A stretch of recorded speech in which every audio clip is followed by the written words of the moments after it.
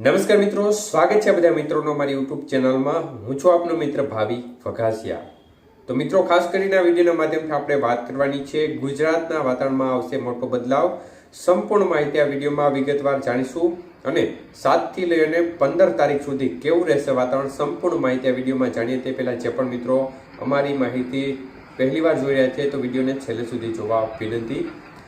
તો મિત્રો, ખાસ કરીને હાલ એકંદરે હવામાન મિશ્ર જોવા મળી રહ્યું હતું. છેલ્લા 3-4 દિવસ દરમિયાન વાદળછાયું વાતાવરણ પણ અનેક વિસ્તારમાં જોવા મળી રહ્યું છે. જોકે વહેલી સવારે સારા એવા કસરૂપી વાદળો પણ જોવા મળી રહ્યા છે.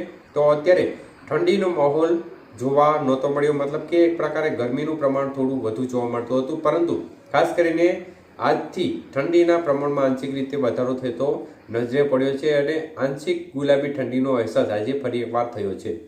ત્યારે આગામી દિવસોનું વાતાવરણ વિશેની વાત કરીએ તો મિત્રો, ખાસ કરીને 7 થી 15 તારીખ દરમિયાન કેવું રહેશે વાતાવરણ તે વિશેની મહત્વપૂર્ણ માહિતી જોઈએ તો સૌપ્રથમ આપણે પવનની સ્થિતિ જોવા જઈએ તો એકંદરે અત્યારે પવનની ગતિમાં આંશિક રીતે ઘટાડો થઈ ગયો છે. પરંતુ આવતીકાલ સાંજથી રાત્રિથી પવનનું જોર ફરીથી વધી શકે છે અને પવન છે તે ખાસ કરીને દિવસ દરમિયાન ઓછો રહેશે, પરંતુ રાત્રિ દરમિયાન પવનનું જોર થોડું વધુ રહેશે. આવતીકાલ સાંજથી ધીમી ગતિએ પવનનો વધારો થશે અને રાત્રિ દરમિયાન પવનનું જોર વધુ રહેવાની સંભાવના છે. તો વાત કરીએ વાતાવરણ વિશે તો મિત્રો, ખાસ કરીને ઠંડીનો અત્યારે જે આજે પ્રમાણ જોવા મળ્યું છે તેના કરતાં ઠંડીમાં પણ આવતીકાલથી ધીમે ધીમે વધારો થશે. ખાસ કરીને 9 તારીખથી 12 તારીખ દરમિયાન પવનનું જોર સાથે સાથે ઠંડીનું પ્રમાણમાં પણ વધારો થશે અને અમુક સેન્ટરો એવા હશે જ્યાં આ તારીખો દરમિયાન તાપમાન છે તે સિંગલ ડિજિટમાં પણ જવાની શક્યતાઓ છે. જેમાં ઉત્તર ગુજરાતના ભાગો હોય, પૂર્વ ગુજરાતના ભાગો હોય કે કચ્છના ભાગોમાં જે તાપમાનનો પારો છે તે સિંગલ ડિજિટમાં પણ ક્યાંક ક્યાંક સેન્ટરો છે તેમાં જોવા મળશે. એકંદરે ઠંડીનો પહેલો રાઉન્ડ ગુજરાત માટે આ તારીખોમાં જોવા મળશે.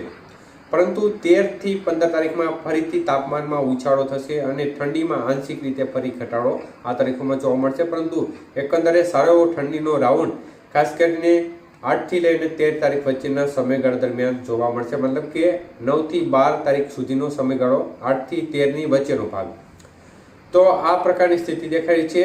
વાત કરીએ માવઠાની તો મિત્રો, આગાહીના સમયમાં ખાસ કોઈ મોટા માવઠાની સંભાવનાઓ જણાતી નથી. વાતાવરણ એકંદરે ચોખ્ખું રહેશે, પરંતુ ખાસ કરીને આગાહીના મોટા ભાગના દિવસો દરમિયાન જે હાઈ લેવલના કસરૂપી વાદળો જોવા મળતા હોય છે તે વાદળોનું પ્રમાણ વધુ જોવા મળશે. અમુક દિવસે નહીં હોય, પરંતુ મોટા ભાગના દિવસોમાં આ પ્રકારની સ્થિતિ જોવા મળશે. પવન મુખ્યત્વે છે તે ઉત્તર અને ઉત્તર પૂર્વ દિશાના જોવા મળશે આગાહીના મોટા ભાગના દિવસો દરમિયાન.